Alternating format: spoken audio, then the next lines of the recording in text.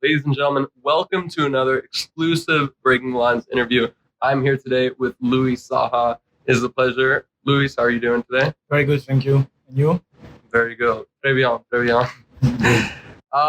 I would like to start off this interview going back to your roots in Paris, right? As a child born to Guadeloupean parents, talk to me a little bit about that experience of almost having like a mixed identity, a mixed background, shall we say, of being both French and Guadeloupean. Are there any elements of Guadeloupean or Caribbean life that you have incorporated into your childhood or your life right now? Completely. That's a great start in terms of question. I really deeply respect where I come from. I do think that it's very important to know yourself. You need to know your history, where you come from, and basically all this was important in my, let's say, development. I really enjoy all this, let's say, strength and weaknesses in some way because it make you real with an identity. So I grown up with a family of sport people. Really they all love competition, and you will see. Look at the start of Guadeloupe. They have let's say created some amazing athletes. Teddy Riner in judo, Thierry Henry, all those players all come from Guadeloupe. So you get that kind of competitiveness in your, let's say, foundation is great because you tend to attack life in the right, let's say, right manner. And it was really important for me, and my parents were really always looking at the night challenge being very fair to any competition. So it was good for me, very important to represent my, let's say, my island the best way possible. Having a sense of yes, representation was important. Kylian Mbappe, Paul Pogba, Louis Saha, so many players, so many great players growing up in Paris and developing into world-class athletes. What do you think it is about Paris that makes it arguably the best breeding ground for footballers in the entire world? Yeah, it's because of that. There is such an atmosphere in terms of cosmopolitan approach. You mix with different culture. You have that kind of competitiveness because especially at the time, we don't have all the social media, PlayStation, and all those things. So you're on the street and you talk straight. You have this kind of let's say, true to your talk. So it's really helpful to actually go to the point. So that's why I think it's that kind of a sense of aggressiveness as well. It was really important if you want to compete. If you want to, I would say, beat your opponent or beat your friends as a banter, it's still very important. So yes, having the sense of mixing with different culture is very important. Wherever I'm French and I have that background of being Guadeloupean, is really helpful because you take from two culture and you develop to evolution. So I really think that it helped me a lot. Your first club as a professional footballer was Metz, then Newcastle. Neither team doing very well this season so far, both kind of fighting relegation. But obviously a lot of buzz surrounding Newcastle with the Saudi takeover, Unai Emery rejecting the position. What are your thoughts on this Newcastle takeover? What are your expectations from them this season as well as going forward? Yes, it's good as a fan because that's the dream of any fans to get a billionaire back in your club and prospect of having the best players in the world. That's the thing. At the end of the day, football, it's not about just writing a check and getting the right players. You need to have the right spirit, have the right foundation. The academy level needs to be improved, and this takes time. It may take one or two managers before getting to Champions League or getting to any sense of results. Maybe having a cup games or cup finals, it will be an achievement, but it will take time, and this is what I think they need to look at is a middle to long-term strategy, having a sense of yes, we need to improve, but we can't put unrealistic target because it's going to put off many people. Already, let's say the Newcastle fan are already demanding. They've always been those kind of tag on them. So imagine now there is no excuse. They have the phones. Yeah, or no, it's going to be really difficult to actually balance it out. So I think it's important for them to really address the right communication, having the right maybe first to step, whether it's like the manager, whatever it's like a sport director. All this is need to be really well thought.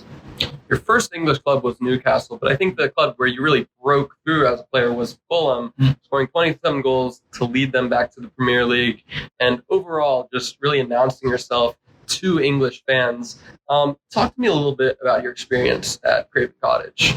It was brilliant. I was like someone who has like really wanted to come back to the Premier League, really wanted to come back to England to really learn the language, the culture, challenge myself with the best in so many ways. For me, football is the Premier League. For me, it's just like there is no other places. So I was like, yes, in the best place possible with Fulham because it's a family kind of atmosphere. They had that ambition to be in the Premier League and having a great style of play that makes sense to me. They wanted to play on the floor. So the first year I scored so many goals because we were so different to the other teams like the Wimbledons, the Blackburns. We are really like physical and we were like really passing the ball on the floor. Very technical players. It was just a joy. I felt like we were Barcelona in England. So it was great. I want to touch up on one thing you just said. Football is the Premier League for you. What exactly do you think are the key elements behind the Premier League just becoming absolutely unstoppable? I think it's the authenticity of the games. So basically, there is no middle one where I'm going to play for a draw or don't lose that much game or something like this. The approach is like, I want to win. I want to actually give my all. And this, as I said, is a really good signal of authenticity. You do your best. And everyone knows that it's universal. So that's why the fans all over the world pick their team, whatever it's like Liverpool or Arsenal or Chelsea or Manchester United. All those teams get their fans because it's so authentic. Oh, okay, I wish I could be like this.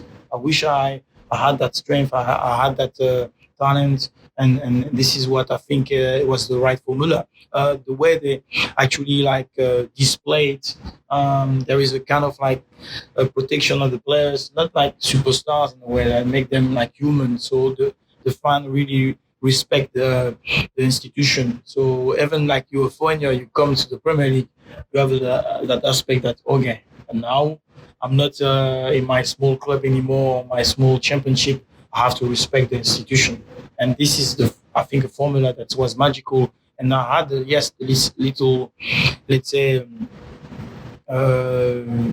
best timing of that. The moment where you had David Beckham and all those big stars, it was just amazing. Absolutely. What are some lessons that you think Ligue 1 could potentially learn and implicate from the Premier League? It's going to be tough because, yes, there is a different culture. Based on that, they don't consume sport the same way. They don't respect maybe or acknowledge the actual impact the players got on their country. So it's going to be hard to say, oh yes, League One need to do this or need to do that.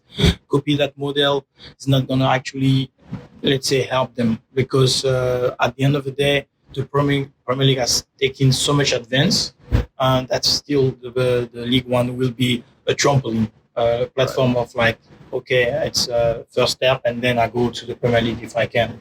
So it's going to be really hard for them to actually try to optimize that and try to copy. But the thing that you can obviously look at is the way that maybe the German leagues has done in terms of transition. You say, okay, I like the style of like the Premier League that comes and where they were known to be very physical, very organized, was like a bit not boring in some way, but it was okay. So they brought some like really interesting players, like maybe the Mesut Ozils, those like very flair player, and put the technical aspect of the game at the front foot of it, and make it a very special show. You see the fans, the way the commercial aspect they done it, but it's all depending on the culture. And I think culture of France is less disciplined. So if you do that, it's going to be a big task. You see in the events in Marseille, and Nice, and all those things. It's a bit difficult. Still not. Yeah. Obviously, after Fulham, you joined Manchester United, one of the greatest Premier League sides of all time. That team under Sir Alex Ferguson. I'm curious, what were some lessons that you learned in terms of how to build a champion, how to build a team that's a success both on and off the pitch? Was there any, secret formula that you noticed from your time under Sir Alex Ferguson that really just explained a lot of their success? Yeah, for me, the first element is the authenticity of the communication. So those guys through the organization were at the top. So David Gill at the time was the chairman, in my view, as a player. And the second one was Alex Ferguson. And these communicators are very straightforward. They know, they understand the football, they respect the values of everybody. The way they communicate was like something that everybody could understand. So in terms of like targets and understand the actual, thing that the people are asking from you, it's super easy to understand. It was like, okay, we are playing this way. We have like that kind of integrity and value that we need to show, consistency, all those words. It's simple, but it makes sense for a competitor when you're actually training every day, when you play every weekend. So it's a formula of like communicating straightforward. It's very important. And then, when you have like a manager of this quality, having already won, for me it's a bit hard, but it comes from perseverance. Those guys work harder than anybody else. They work harder. They watch more games than you. They do more session of tactical things, video, and all those things. So in terms of like creating champions, it's like make them aware of those process, make them like really digest, because this is not coming just like blowing or by Monday or something like this. Hard work. Your last few seasons at Old Trafford were marred by some injuries, really repetitive. What is it like to be in that cycle of constant injuries, trying to get back onto the pitch? And what are some pieces of advice that you would give for any young player who's going through an injury right now and trying to get out of that cycle both physically as well as mentally? Yeah, it's really tough. I think it's the hardest because people may think, yeah, you're a football player, yes, but that's your job, that's your brand, that's your family worrying for you. All those things is really tough because you have that all on your shoulders. What is important to recognize, it's like, yes, you're privileged, so relax. You're not going to war. You're not in such a country who you could be in danger for your life. So all this is really important to remain like a kid, to enjoy what you're doing, whatever like is an injury or whatever is like lifting a trophy. Let's enjoy. So on that, you can really take that. Yes, the best way possible. It's tough, but you have to relax and have to really keep your positivity and work hard. After playing under Sir Alex Ferguson, you eventually joined the manager who would replace Sir Alex Ferguson at Old Trafford, David Moyes. I know you've talked a lot about his importance in your career, but really just what was your relationship like with Moyes? How would you describe him both as a coach as well as a person? And just how important was David Moyes in your career? I think it's a manager that trusted me when I struggled with injuries. When I was in United, I decided I wanted to go. He has such a great connection with Sir Alex Ferguson that advised me to go there as well. And I say, okay, I look at their style, I look at the fans, I look at the history of the club, and it makes sense. I really like the competition that we had against those guys, and I say, okay, I can bring something here. So I was really happy. And obviously, when you talk to the guy, you see that he's very intense, wants to win, has the kind of like maybe defensive approach, but on the same way, he wanted to really build a kind of legacy that like Everton really can grow as a club, and I really enjoyed that. Nevertheless, you had like players that were super good in working hard and I have the quality. But sometimes I felt like, it would have been better with this era of funding because that Everton now are such a bigger club in some way. So it was great. Mo is a coach that I respected. I really had maybe a role with him at some point because we couldn't agree that I was not playing at some game. I was not very happy about that, and I'm making clear about that. But he was just like a very honest guy in the regard that he wants to win and he wants to do the best for his team. Been a fairly tough season so far for Manchester United as well as Everton. Going back to United, though, I'm curious, what do you think is the main reason why, almost 9 years since Sir Alex Ferguson left, and still no Premier League title at Old Trafford? I think it's because the Premier League, the Championship is harder than before. So 10 years back, it was Man U, Liverpool, maybe like Arsenal, obviously, and Chelsea. That was the top four. Now it's the top seven, top maybe eight in some way. So every team can be facing like 2 or 3 weeks of defeats. Every team has like maybe on those accounts a potential manager to be sacked. Those parameters are changed. So maybe the rules of like VAR or whatever has changed the football in its globality. So all this like defending, how to defend, how to attack, I think is different when you see like a lot of like wingers like going in before they were like crossing the ball for the strikers. All this is dead. So all that adaptation, I think it was a long transition, and I think it's long enough. Your final Premier League club was Tottenham Hotspur, 6 months there at White Hart Lane. Talk to me a little bit about your relationship with Harry Redknapp and Daniel Levy. Overall, what do you take away from that experience at Spurs? Yeah, it was great. Obviously, I wanted to stay a bit longer, but yes, as every adventure, sometimes you have like the happy ending and all that. But it was in regards of my age,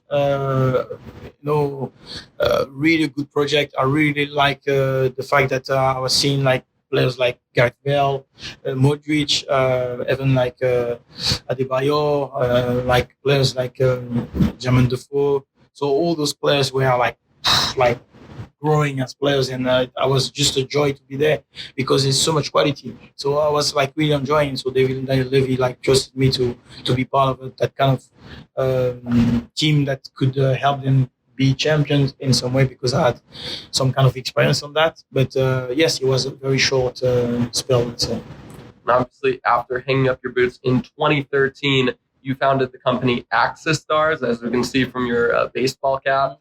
Talk to me a little bit. What is Axis Stars, and why did you feel the necessity to found it? So Axis Stars is the global support network for pro athletes and entertainers, where we connect them directly with service providers, companies, so could be agent, car suppliers, investments, advice on performances, whatever it is that is available for athletes. We want it centralized in one place, in one app.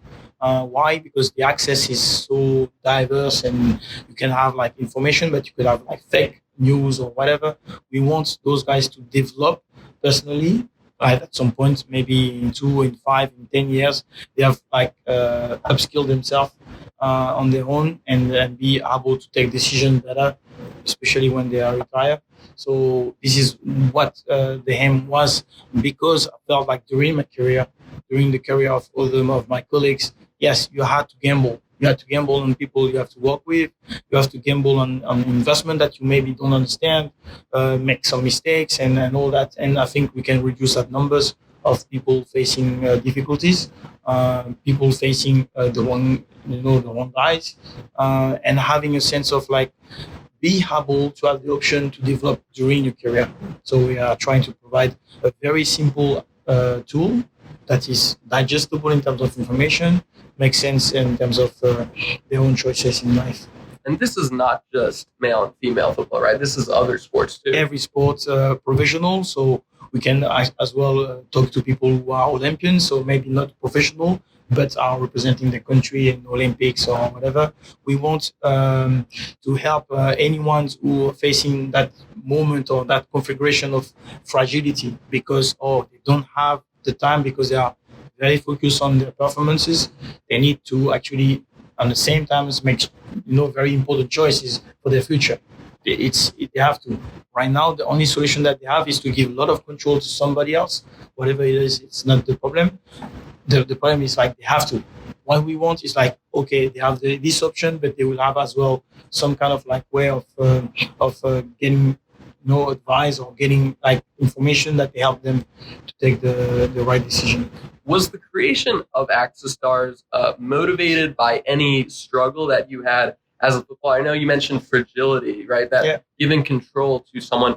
Was there any one experience that you or perhaps someone close to you had that motivated the creation of Access Stars? I've plenty of stories like personal ones or some from friends. It's like the situation where you have to, as I said, partner with somebody else to actually, taking care of your business or taking care of your wealth, all of that. And you realize that you are French and you move into another country. This guy has an expertise in France, but not in England.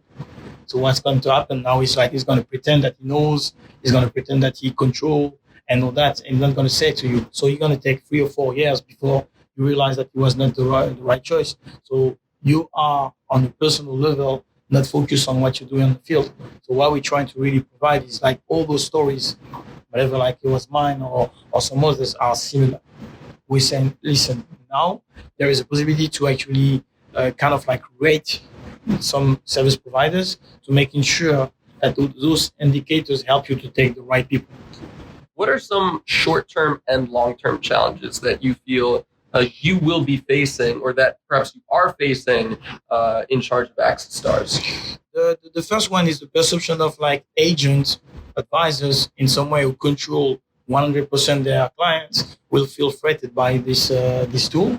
We are saying that they can come inside by being validated by their own clients, bring transparency to their management, and feel like they actually can negotiate as well opportunities that they couldn't see before. So it's a complementary tool and not a threat. And on the same way, there is a way of like try to change the mentality, try to change the usage of this tool, take enormous time. So people don't like when they take time to do things. So we are understanding that our challenges is to make things like quicker, facilitate access, to make it like very easy to change the actual process of things in our industry.